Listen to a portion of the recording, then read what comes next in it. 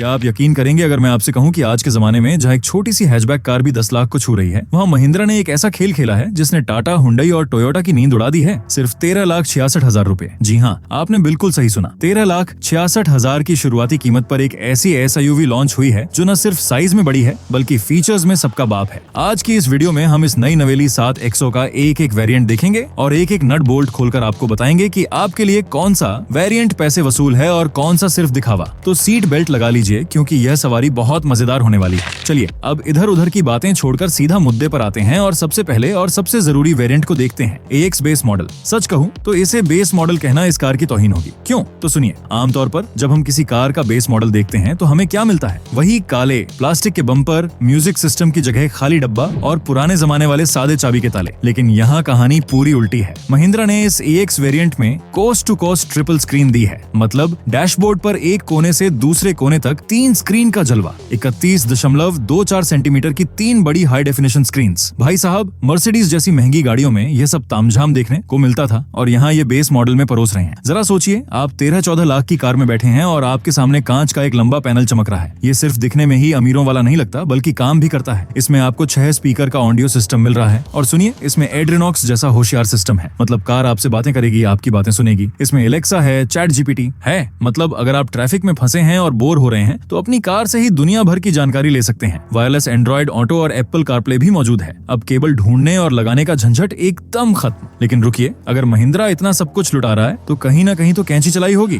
जी हाँ, बिल्कुल चलाई है। जरा पहियों पर नजर डालिए। इसमें आपको 17 इंच के स्टील रिम मिलेंगे, अलॉय व्हील नहीं। हालांकि उन्होंने ऊपर से पूरा व्हील कवर दे दिया है ताकि दूर से किसी को भनक न लगे, लेकिन पास जाते ही पोल खुल जाएगी। सुरक्षा की बात करें तो यहाँ कोई कंजूसी नहीं दिख रही। 6 एयरबैग्स स्टैंडर्ड हैं, ड्राइवर, को ड्राइवर, साइड और कर्टेन एयरबैग जो पीछे तीसरी लाइन तक जाते हैं। ये बहुत बड़ी बात है बॉस। अक्सर कंपनियां पीछे बैठने वालों की जान की कीमत कम लगाती हैं, लेकिन यहाँ ऐसा नहीं है। इसके अलावा ESC इलेक्ट्रॉनिक स्टेबिलिटी कंट्रोल है जिसमें 17 फीचर्स हैं। पहाड़ पर चढ़ना हो या उतरना हो, हिल होल्ड और हिल डिसेंट कंट्रोल सब इसमें मौजूद है। मगर एक बात जो आपको चुभ सकती है, यह सिर्फ 7 सीटर में आती है। अगर आपको बीच में नवाबों वाली कैप्टन सीट चाहिए तो यहाँ नहीं मिलेगी। और सबसे बड़ी बात, इसमें आपको सिर्फ मैनुअल गियरबॉक्स मिलेगा। अगर आपको ऑटोमेटिक का सुख चाहिए तो आपको अपनी जेब और डीली करनी पड़ेगी और ऊपर के वेरिएंट्स की तरफ देखना होगा। व्यावहारिक नजरिए से देखें तो X वेरिएंट उन लोगों के लिए वरदान है जिनका बजट टाइट है लेकिन वो पड़ोसियों को जलाना चाहते हैं। डैशबोर्ड देखकर कोई नहीं कहेगा कि यह बेस मॉडल है, लेकिन याद रखिएगा इसमें कुछ बुनियादी चीजें गायब हो सकती हैं जो रोजमर्रा में खटकेंगी, जैसे कि पीछे का कैमरा।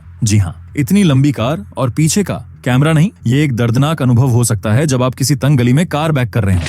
अब थोड़ा सीढ़ी चढ़ते हैं और चलते हैं AX3 वेरिएंट की तरफ। यहाँ कीमत 16 लाख से 18 लाख के बीच पहुंच जाती है। अब आप पूछेंगे, दोस्त 2-3 लाख रुपए ज्यादा देकर मेरी झोली में क्या गिर रहा है? महिंद्रा कहता है, फीचर्स। AX बेस मॉडल की सारे फीचर्स के साथ यहाँ आपको मिलता है रियर व्यू कैमरा। ये बहुत जरूरी है भाई। इतनी बड़ी हाथी जैसी कार को बिना कैमरे के बैक करना मतलब बिना आंखों के सड़क पार करने जैसा है। साथ ही इसमें डायनामिक गाइडलाइंस हैं, मतलब जैसे आप स्टीयरिंग घुमाएंगे, स्क्रीन पर लाइनें भी घूमेंगी और आपको बताएंगी कि कार किस तरफ जा रही है। एक और फीचर जो बहुत काम का है वो है इलेक्ट्रिकली फोल्डेबल ORVM, मतलब बटन दबाया और बाहर के शीशे अपने आप बंद हो गए। भारत की तंग गलियों में और ट्रैफिक में जहां हर कोई सटकर निकलता है, ये फीचर शीशों को टूटने से बचाता है। पीछे का वाइपर और वॉशर भी यहाँ जुड़ जाता है। बारिश के मौसम में जब पीछे के कांच पर कीचड़ जमता है तब इसकी असली कीमत समझ आती है।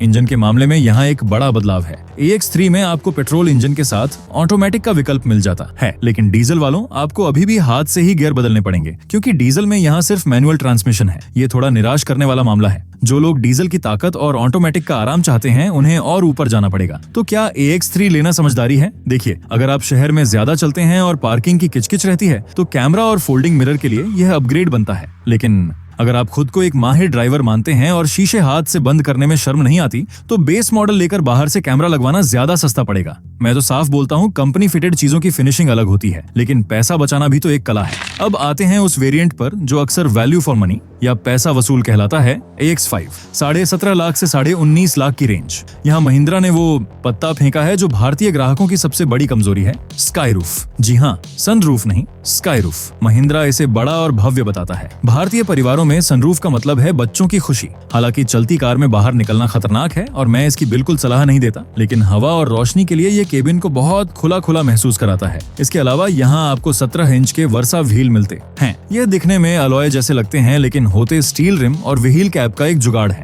होशियारी देखिए महिंद्रा की। लेकिन ये बुरा नहीं दिखता। अंदर की तरफ map reading lamps, vanity mirror के साथ स्लाइडर और टेलीस्कोपिक स्टीयरिंग जो आगे पीछे भी होता है, ये मिल जाता है। ड्राइविंग के आराम के लिए यह स्टीयरिंग वाला फीचर बहुत जरूरी है। अगर आपकी हाइट कम या ज्यादा है तो आप इसे अपने हिसाब से सेट कर सकते हैं। सुरक्षा और सुविधा में एक और चीज जुड़ती है, सामने के पार्किंग सेंसर्स। इतनी ऊंची कार का बोनट कहाँ खत्म हो रहा है, ये अंदाजा लगाना कभी कभी मुश्किल होता है। ये सेंसर्स आपको भिड़ने से बचा लेंगे। यहाँ सबसे अच्छी बात यह है कि इंजन और गियर बॉक्स के सारे दरवाजे खुल जाते हैं। पेट्रोल हो या डीजल, मैनुअल हो या ऑटोमेटिक, X5 में आपको सब विकल्प मिलते हैं। तो अगर आपको डीजल ऑटोमेटिक चाहिए जो लंबी दूरी की यात्राओं के लिए बेहतरीन जोड़ी है, तो आपकी तलाश यहाँ आकर खत्म हो सकती है। मेरी नजर में X5 उन लोगों के लिए है जो कार को लंबे समय तक अपने पास रखना चाहते हैं और चाहते हैं कि कार में वो प्रीमियम वाली फील आए। सनरूफ और ऑटोमेटिक गियर बॉक्स का मेल इसे एक मजबूत दावेदार बनाता है। अब हम उस इलाके में घुस रहे हैं जहां असली लग्जरी शुरू होती है। X7 18.5 लाख से 20.5 लाख। यहाँ आते आते कार का पूरा हुलिया बदल जाता है। सबसे पहले वो नकली पहिए हट जाते हैं और उनकी जगह लेते हैं 18 इंच के diamond cut alloy wheels.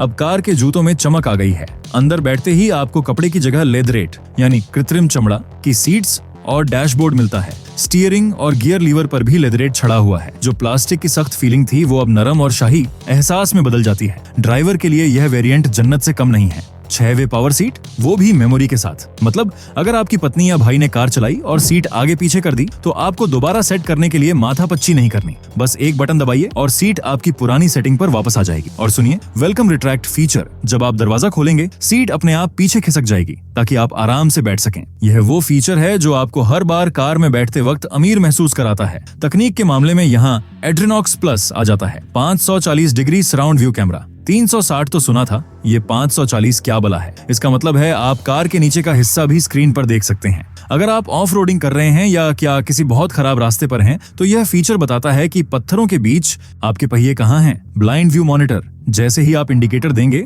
Instrument cluster पर उस तरफ का कैमरा चालू हो जाएगा। पीछे से आ रहा कोई स्कूटर वाला अब आपको चौंकाएगा नहीं। डुअल जोन क्लाइमेट कंट्रोल, मतलब ड्राइवर को ठंड लग रही है और पैसेंजर को गर्मी, तो दोनों अपने अपने हिसाब से ऐसी सेट कर सकते हैं। घर के झगड़े अब कार में नहीं होंगे।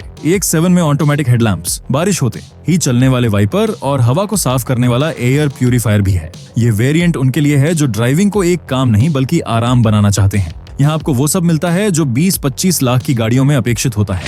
लेकिन कुछ लोग ऐसे होते हैं जिन्हें सब कुछ चाहिए। उनके लिए है X7 टेक।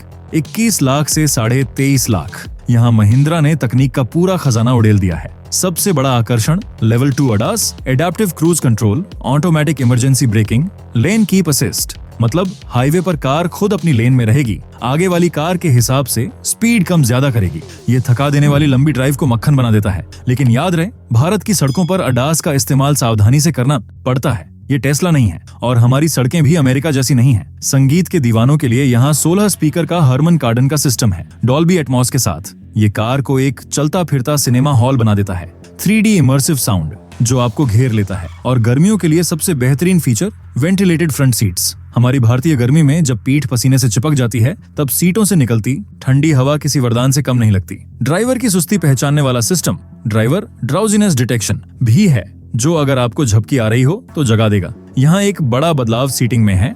X7 टेक में आपको 6 सीटर का विकल्प मिलता है। मतलब बीच वाली लाइन में सोफे जैसी अलग अलग कैप्टन सीट्स। अगर आप पीछे बैठना पसंद करते हैं और ड्राइवर से कार चलवाते हैं तो यह वेरिएंट आपके लिए है।